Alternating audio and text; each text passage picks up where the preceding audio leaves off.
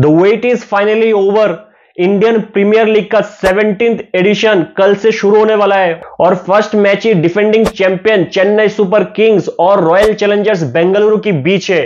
भारतीय क्रिकेट के दो बिगेस्ट क्रिकेटर MS धोनी और विराट कोहली एक साथ देखने को मिल जाएगा फर्स्ट मैच पे, और क्या चाहिए। और इस वक्त की सबसे बड़ी खबर कि इस बार IPL में चेन्नई का कैप्टेंसी ऋतुराज गायकवाड़ करेंगे, धोनी नहीं। माही भाई फिर से बाल लंबा करके आ गए, क्या पता नया रोल में आ जाए और ओपनिंग करने पे आ जाए, कुछ भी हो सकता है इस IPL में। थोड़ा प्लेइंग 11 समझने के लिए थोड़ा पिच को देख लेते हैं। देखिए चेपॉक में दो पिचेस है, एक जो स्पिन फ्रेंडली है और एक जो बैटिंग पिच है जिसमें ब्लैक सॉइल यूज किया गया है। अगर टॉस जीत के किसी भी टीम को बैटिंग कर लेना चाहिए क्योंकि सेकंड हाफ में पिच थोड़ा स्लो हो जाता है और थोड़ा स्पिनिंग फ्रेंडली होगा ऐसा लगता है। एक बार चेन्नई के पॉसिबल प्लेइंग 11 देख लेते हैं क्योंकि डेवन कॉनवे मे के एंड तक अवेलेबल नहीं है और उनकी जो स्टार डेप्थ बॉलर है मथीशा पथिराना वो भी शायद स्टार्टिंग फेज में नहीं देखेंगे आपको। तो क्या हो सकता है एक बार देख लेते हैं। अभी क्योंकि डेवन कॉनवे इंजर्ड है तो इसका मतलब है कि Rachin Ravindra like to like replacement है और पक्का ओपनिंग करेंगे। तो रचिन और ऋतु ओपनर्स रहेंगे, थर्ड में आपका अजिंक्य रहाणे और चौथे में डेरेल मिचेल मुझे लगता है खेलेगा। अगर डेरेल मिचेल नहीं तो मोइन अली, अगर थोड़ा स्पिन फ्रेंडली है तो शायद मोइन अली को खिलाएंगे और डेरेल मिचेल को बाहर बिठाएंगे, लेकिन फर्स्ट प्रेफरेंस बैटिंग परफॉर्मेंस के हिसाब से शायद डेरेल मिचेल होना चाहिए। फिफ्थ में शिवम दुबे और सिक्स्थ में समीर रिजवी, सेवेंथ में धोनी और एट्थ में जडेजा। देखिए उनका बैटिंग लाइनअप बहुत ही लंबा है। नाइन्थ पे आपका आएगा शार्दुल ठाकुर या मुकेश चौधरी। देखिए अगर चेन्नई को बीच के ओवर में लेफ्ट हैंडेड एक पेसर चाहिए तो शायद आप मुकेश चौधरी को खिला ले क्योंकि उन्होंने जो उनका फर्स्ट सीजन था IPL में उसमें उन्होंने 14 विकेट लिया था, अच्छा बॉलिंग डाला था। और शार्दुल थोड़ा सा एक्सपेंसिव है और शायद स्लोअर पिच पे लेफ्ट हैंडर का बॉल थोड़ा ग्रिप करेगा तो मुकेश चौधरी भी खेल सकते हैं। उसके बाद दीपक चार आएंगे, फिर स्पिन में होगा महेशा थिक्सना से हमें धोनी स्टार्ट करेंगे और उनका हाल फिलहाल में फॉर्म भी बहुत अच्छा है।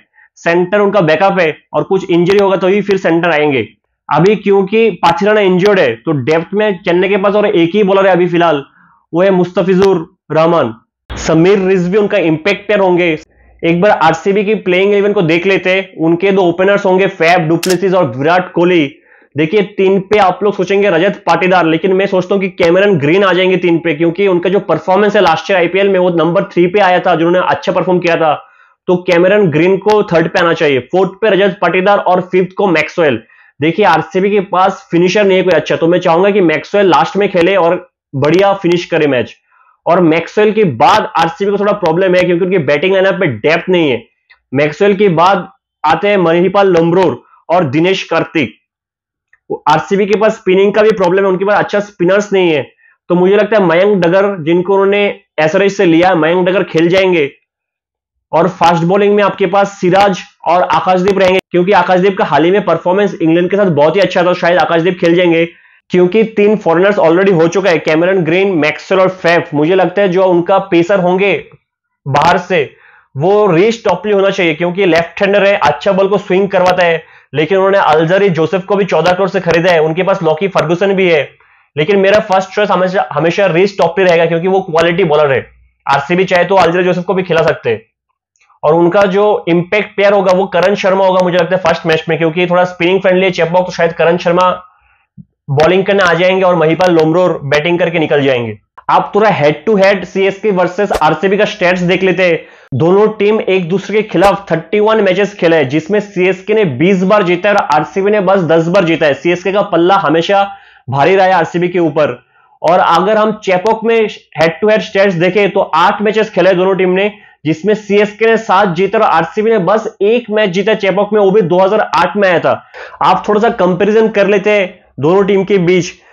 पहले हम टॉप ऑर्डर्स बैटिंग देख लेते हैं। देखिए RCB से टॉप ऑर्डर्स होंगे विराट कोहली, फैफ डुप्लेसिस और कैमरन ग्रीन। ऐसा मुझे लगता है ये 3 आएंगे टॉप ऑर्डर में। और फैफ और विराट तो जायंट है, लास्ट टाइम दोनों एक साथ मिलकर 939 रन बनाए हैं एक साथ मिलकर। Biggest openers of the history of IPL आप कह सकते हैं इन दोनों को। और उधर चेन्नई की तरफ से आएंगे रचिन रविंद्रा और Ruturaj Gaikwad. Ruturaj has establish himself in last few years, but Rachin का ये फर्स्ट IPL है।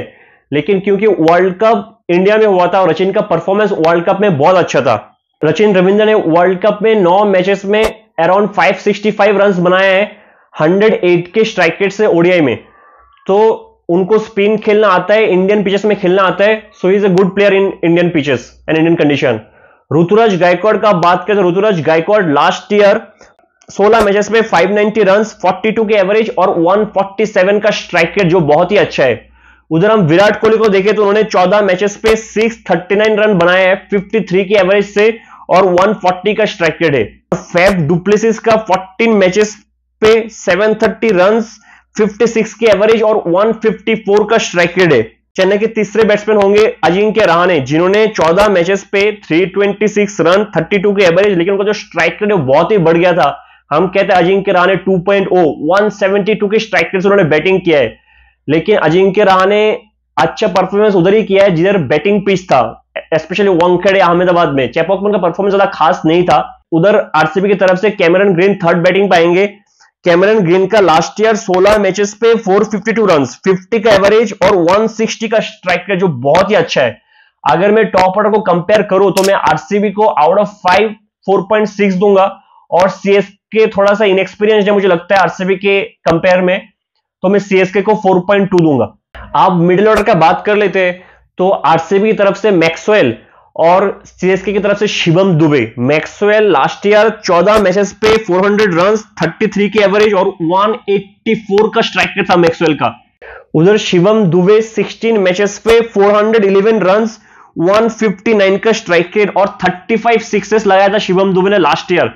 देखिए जो मिडिल ओवर पे चेन्नई का गेम बैटिंग पे चला था वो शिवम दुबे था। वो स्पिन को बहुत अच्छा खेलता है और बहुत बड़े बड़े छक्का मारता है, तो one of the key batsman है चेन्नई का शिवम दुबे। आरसीबी का दूसरा बैट्समैन होगा महिपाल लम्रोर मिडिल ऑर्डर पे, जिन्होंने 12 मैचेस पे लास्ट ईयर बस 135 रन बनाए हैं 140 के स्ट्राइक रेट से। उधर सीएसके से मुझे लगता है उनका जो इंपैक्ट बैट्समैन है वो आएंगे समीर रिजवी, जिनका यूपी T20 लीग में बहुत ही अच्छा परफॉर्मेंस था। उनका स्ट्राइक रेट 188 था, तो Sameer Rizvi is far better batsman than Mahipal लम्रोर।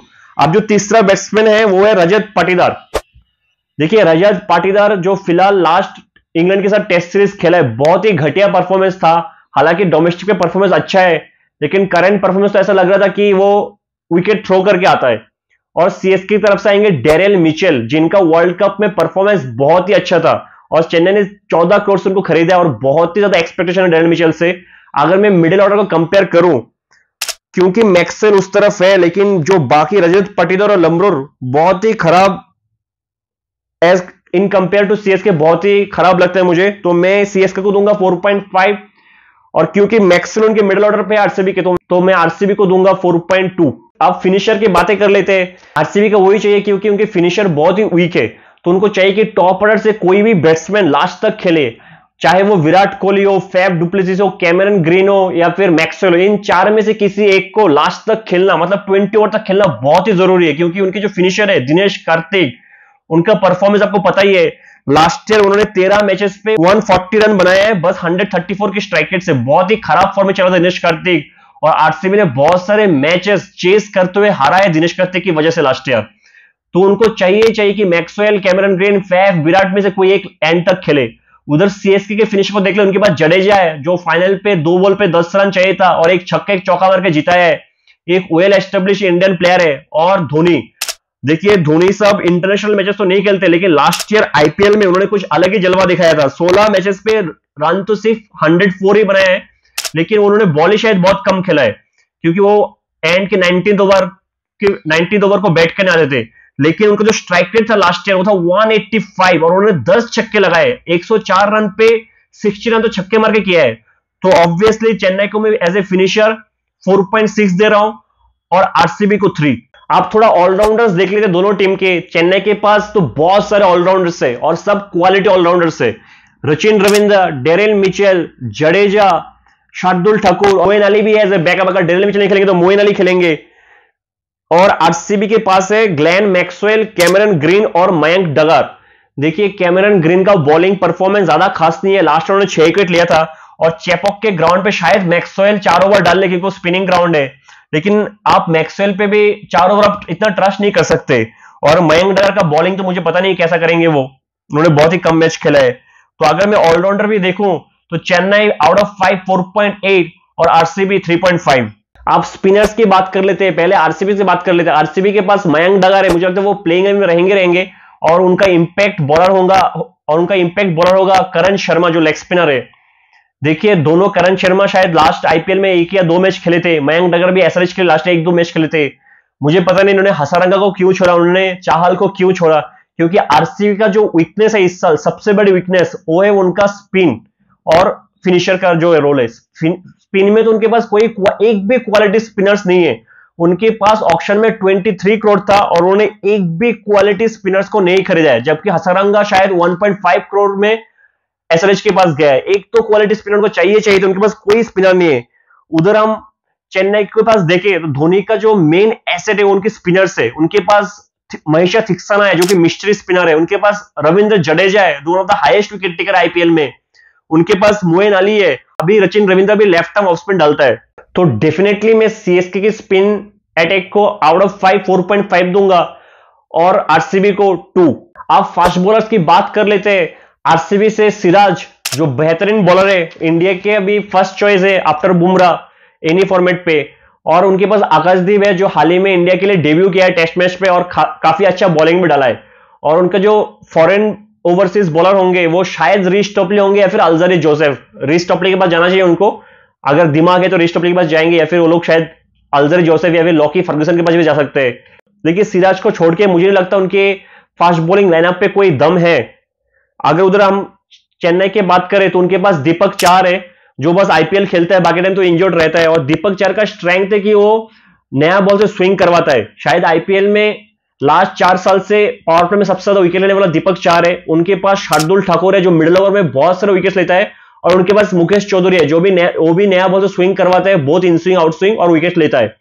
और उन चेन्नई के पास जो एक कमी है वो है उनका डेप्थ बॉलिंग, लेकिन लास्ट ईयर उनके लिए मतीशा पातिराना वो काम कर गए थे बेहतरीन, शायद 19 विकेट लिए थे Matheesha Pathirana last year as a depth bowler. अभी उनको रिप्लेस करेंगे मुस्तफिजुर रहमान, जो मुझे लगता है कि चेन्नई की पिच में अच्छे बॉलर डलेंगे, क्योंकि मुस्तफिजुर रहमान का जो एक स्लो डिलीवरी है बहुत ही अच्छा है, उनके पास यॉर्कर भी है। अगर मैं फास्ट बॉलिंग लाइनअप को देखूं तो दोनों टीम का थोड़ा बहुत बराबर है। मैं सीएसके को भी आउट ऑफ 5 3.8 दूंगा और आरसीबी को आउट ऑफ 5 3.8 दूंगा। इट्स प्रेडिक्शन टाइम, थोड़ा बहुत प्रेडिक्शन कर लेता हूं, मैं अपने इंस्टिंक्ट पे बता रहा हूं। अगर प्रेडिक्शन सही नहीं निकला तो गाली मत देना। मुझे ऐसा लगता है कि आरसीबी का पावर प्ले में 2 विकेट जाएगा, दूसरा रचिन या डेरेल मिचेल में से किसी एक 40+ स्कोर करेंगे, और तीसरा मुझे लगता है कि सीएसके मैच जीतेगा। वीडियो पसंद आया तो लाइक शेयर और सब्सक्राइब कर दीजिए। तब तक के लिए चेन्नई सुपर किंग्स का